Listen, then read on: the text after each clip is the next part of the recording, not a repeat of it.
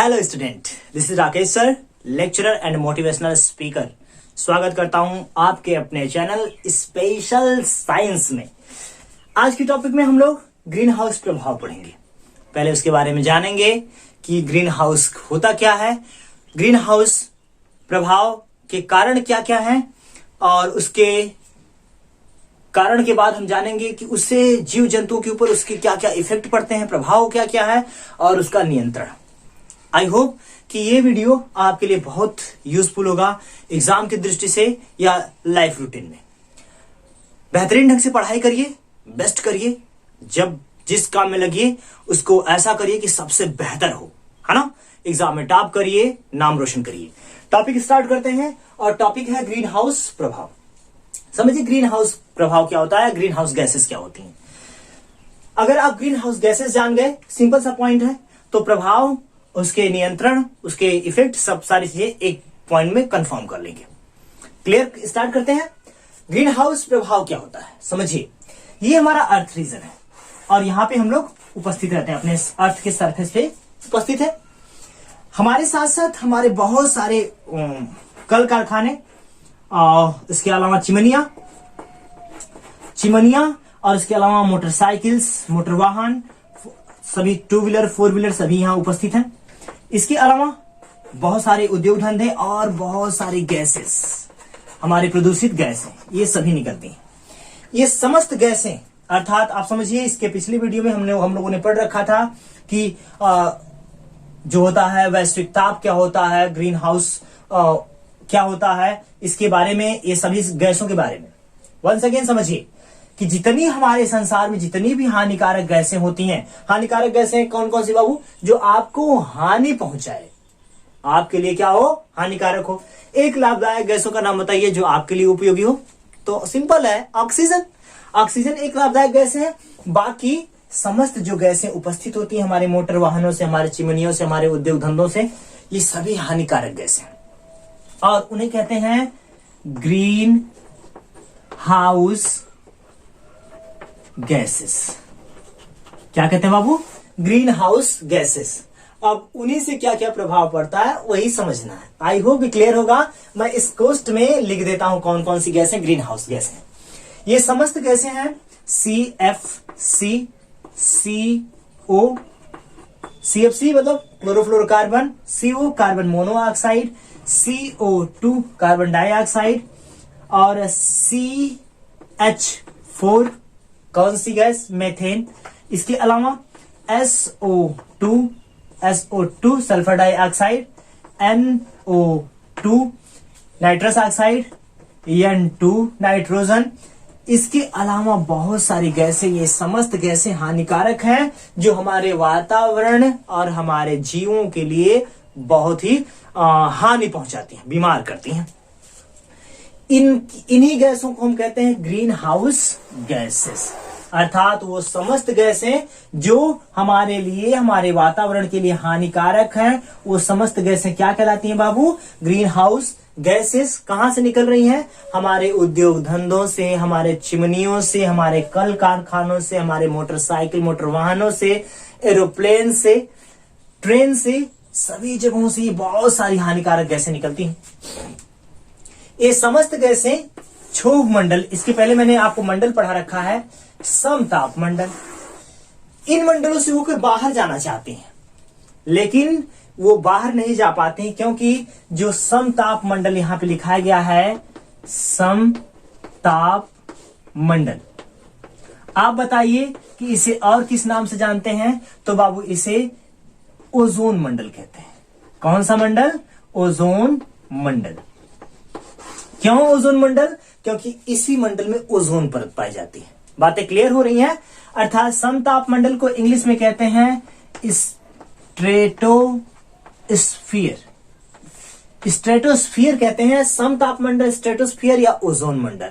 क्यों, क्योंकि ozone gas पाई जाती है, ओजोन का फार्मूला होता है O3। बातें क्लियर।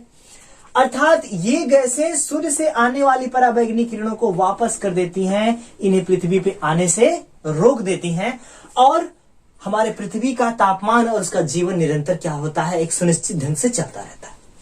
लेकिन जो ग्रीन हाउस गैसें होती हैं ये वातावरण में मुक्त होते हुए यहां जाती हैं, ये ऊपर और जाना चाहते हैं लेकिन ऐसा नहीं होता है। यह ओजोन परत इन्हें पुनः क्या कर देती है, वापस कर देती है। कौन सी गैसों को बाबू, तो ग्रीन हाउस गैसों को ये क्या करती हैं, वापस कर देती है। और जब ये गैसें वापस आ जाती हैं तो क्या होता है कि कुछ गैसें तो हमारे पेड़ पौधों द्वारा, मैंने यहां एक मैं पेड़ बना देता हूं, पेड़ पौधों द्वारा अवशोषित करके उसे O2 में रिलीज कर दी जाती है, जिसे हम ऑक्सीजन कहते हैं, हमारे जीवन वाहिनी गैस। और बाकी लेकिन बहुत सारी गैसें वातावरण में मुक्त रहती हैं हमेशा। तो ये गैसें बाहर नहीं निकल पाती हैं, तो करती क्या है कि निचली सतह पे एक नई परत का निर्माण कर देती है। यहां कौन सी परत थी, ये ओजोन परत थी। अब जब ओजोन परत ने इन्हें वापस कर दिया तो ये कहते हैं चलो भाई हम लोग और एक नई परत बना लेते हैं। जब एक नई परत का निर्माण हो जाता है तो ये अभी सभी गैसें वापस ऊपर ही जाना चाहती हैं, लेकिन ये यहां से अब इसको वापस करती है। अब यहां से ये गैसें वापस अब सीधे सीधे अर्थ पे, इसकी दूरी है 18 किलोमीटर। कितने किलोमीटर, और बाबू इसकी दूरी है 30 से 50 किलोमीटर। कहीं कहीं 30 दिया है, कहीं कहीं 50 दिया, तो हम दोनों इन्वॉल्व कर लेते हैं भाई, झगड़े की बातें न हो। 30 से 50 किलोमीटर। अब आप समझिए ये समस्त गैसें क्या होती हैं, अब अर्थ पे आने लगते हैं, जिससे अर्थ का तापमान बढ़ेगा कि घटेगा। यहां से खूब धुआं निकल रहा है, खूब फैक्ट्री कारखाना चल रहा है, तो जो गैस होती है यह वार्म गैसें होती है, गर्म गैसें होती हैं, और ये पुनः वातावरण में मुक्त होकर फिर नीचे आने लगती है। तो पृथ्वी का तापमान क्या होने लगता है, बढ़ने लगता है। पृथ्वी का तापमान बढ़ना कहलाता है ग्लोबल वार्मिंग, जो मैंने अपने पिछले वीडियो में आपको बहुत अच्छे से समझा रखा है। छोटा सा वीडियो हो, प्ले करके देख लीजिएगा उसको। जब हमारे विश्व का तापमान बढ़ने लगता है तो वैश्विक ताप, इसके अलावा ये गैसें जाकर ओजोन में छिद्र करने की कोशिश करती हैं, अर्थात जब छिद्र हो जाता है तो यही छिद्र कहलाता है ओजोन होल, ओजोन डिप्लीशन, और हमारे पृथ्वी का तापमान निरंतर बढ़ने लगता है। अब आप समझिए ये समस्त गैसें पृथ्वी की निचली तल पे अर्थात क्षोभ मंडल के आसपास एक नया लेयर धारण कर लेती हैं, और हमारे वातावरण में बहुत सारी गैसें मिश्रित हो जाती है, निरंतर बढ़ने, इनका प्रदूषण स्तर क्या होता है, बढ़ने लगता है। अब यही जो गैसें नुकसानदायक, जितनी हानिकारक हमारी ग्रीन हाउस गैसें हैं, वो समस्त गैसें जो अर्थ और उसके जीव जंतुओं पे जो प्रभाव डालती हैं, वही प्रभाव कहलाता है ग्रीन हाउस प्रभाव। बात है क्लियर? अब आप मुझे बताइए कि ये जितनी हानिकारक गैसें हैं ये आपके ऊपर, आपके जीव जंतु वनस्पतियों के ऊपर, और पेड़ पौधों और प्राकृतिक वातावरण के ऊपर क्या क्या प्रभाव डाल सकती हैं। आप समझिए, जब गैसों की मात्रा, इन हानिकारक गैसों की मात्रा बढ़ जाएगी तो ऑक्सीजन की मात्रा क्या हो जाएगी, कम हो जाएगी। जब कम हो जाएगी तो आपको सांस लेने में क्या होगी, परेशानी होगी। अर्थात पहली पॉइंट कि हमारे वातावरण में ज्यादा प्रदूषण होने के कारण हमें श्वसन रोग, या हम कह सकते हैं रिस्पायरेटरी डिजीज हो जाता है, अर्थात हमारे ऑक्सीजन की कमी हो जाती है। इतना पॉइंट लिख सकते हैं, चढ़ा बढ़ा के लिख सकते हैं आराम से। इसके अलावा हमारे दूसरा पॉइंट वातावरण के ऊपर देख लें तो वातावरण के तापमान निरंतर क्या होता है, बढ़ने लगता है, अर्थात वैश्विक ताप की घटना आ जाती है, जिससे बहुत सारी प्रॉब्लम आ जाती है। जीवन जो होता है उथल पुथल होने लगता है। कह सकते हैं कि जिस तरह से नियमित ढंग से चल रहा है, नियमित ढंग से नहीं चलता, बहुत सारी प्रॉब्लम क्रिएट हो जाती है, अर्थात वैश्विक ताप का कारण बन जाता है।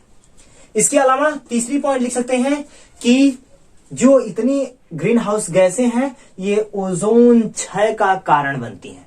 तीसरा काम क्या कर रही है बाबू, ओजोन परत का क्षय कर रही है, जिससे सूर्य से आने वाली पराबैंगनी किरणें कहां आती हैं, सीधे पृथ्वी पे आती हैं। और जब पृथ्वी पे आती हैं तो मैंने उसका इफेक्ट बताया था पिछले वीडियो में अपने, कि त्वचा रोग, इसके अलावा मोतियाबिंद, इसके अलावा स्किन कैंसर, और क्या बहुत सारी प्रॉब्लम क्रिएट होती है, जेनेटिक डिसऑर्डर, और आनुवंशिक कह सकते हैं विविधता आ जाती है, जो होती है डीएनए हो जाते हैं, वो ब्रेक हो जाते हैं, उत्परिवर्तन की बहुत ज्यादा घटनाएं देखने को मिलती है। ये सारी चीजें मैंने अपने पिछले वीडियो में आपको बता रखी थी, ग्रीन हाउस में जब ओजोन लेयर मैंने पढ़ा रखा था।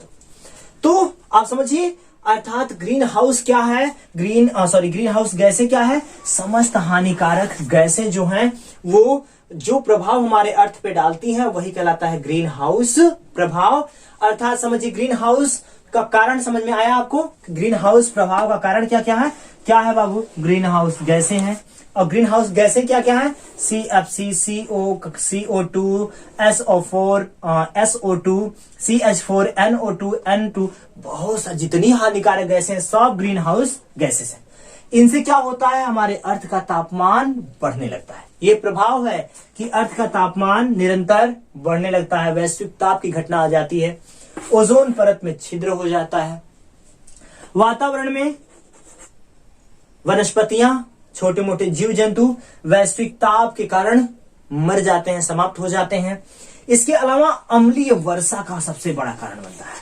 मैंने आपको अम्लीय वर्षा अभी नहीं पढ़ाया है, अगले वीडियो में आपको अम्लीय वर्षा पढ़ाऊंगा। आप समझिए ये समस्त हानिकारक गैसें जो बादलों के साथ मिश्रित होकर बारिश की बूंदों के साथ नीचे आने लगती हैं और इसमें अम्ल की मात्रा बहुत ज्यादा होती है, तो यह घटना अम्लीय वर्षा कहलाती है। कितना पॉइंट बताए? नोट कर रहे हैं? क्या क्या? विश्व का तापमान बढ़ने लगता है, ओजोन परत में छिद्र हो जाता है, अम्लीय वर्षा का कारण बनता है, वैश्विक ताप बढ़ जाने के कारण जीव जंतु वनस्पतियां या तो प्रभावित लिख सकते हैं या तो नष्ट हो जाते हैं। ये सभी चीजें इसके प्रभाव में आएंगी। अर्थात वैश्विक ताप ग्रीन हाउस गैसों से क्या क्या प्रभाव होता है आपने नोट कर रखा है। अच्छा, ग्रीन हाउस प्रभाव समझ लिए, तो नियंत्रण कैसे करेंगे बाबू? आप समझ लीजिए कि जिन वस्तुओं से ये सारी प्रॉब्लम क्रिएट हो रही हैं उनको अगर कंट्रोल में कर दिया जाए तो ये सारी समस्याएं खत्म हो जाएंगी। अर्थात किसको कंट्रोल करना है? ग्रीन हाउस गैसों को। और ग्रीन हाउस गैसें आप जानते हैं, ये सारी सभी गैसें। अर्थात अधिक से अधिक क्या लगाएं? पेड़ लगाएं। पेड़ हैं, इन समस्त गैसों को फिल्ट्रेट करते हैं, इनको अपने अंदर अवशोषित कर लेते हैं और आपको कौन सी गैस देते हैं? ऑक्सीजन देते हैं, परिवर्तित करते हैं, वातावरण को शुद्ध करते हैं। इसके अलावा कल कारखानों, फैक्ट्रियों के ऊपर एक कोई नियम, पाबंदियां लगाए जाएं कि ये एक नियमित मात्रा में चलें, अनियमित मात्रा में न चलें। जहां बहुत आवश्यक हो वहां अपने मोटरसाइकिल, अपने मोटर वाहनों का उपयोग करें, अन्यथा कह सकते हैं सरकारी साधनों का उपयोग करें। ज्यादा अपने मोटरसाइकिल का उपयोग करते हैं तो ज्यादा प्रदूषण होने के चांसेस होते हैं। इसके अलावा रेफ्रिजरेटर्स, जो एसी हैं, कूलर हैं, फ्रिज हैं, इन सबको और पॉल्यूटेंट पदार्थ रिलीज करने वाली चीजें हैं, उनको कम से कम इस्तेमाल किया जाए।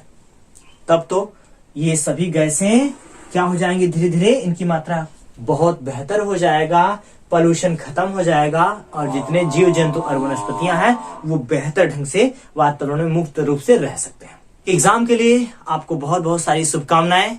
बहुत बेस्ट करिए, टॉप करिए। मेरे वीडियो को देखने के लिए, अपने दोस्तों तक शेयर करने के लिए थैंक यू। खूब मस्त रहिए, स्वास्थ्य का ध्यान रखिए और बेहतरीन ढंग से पढ़ाई करिए। Thank you so much.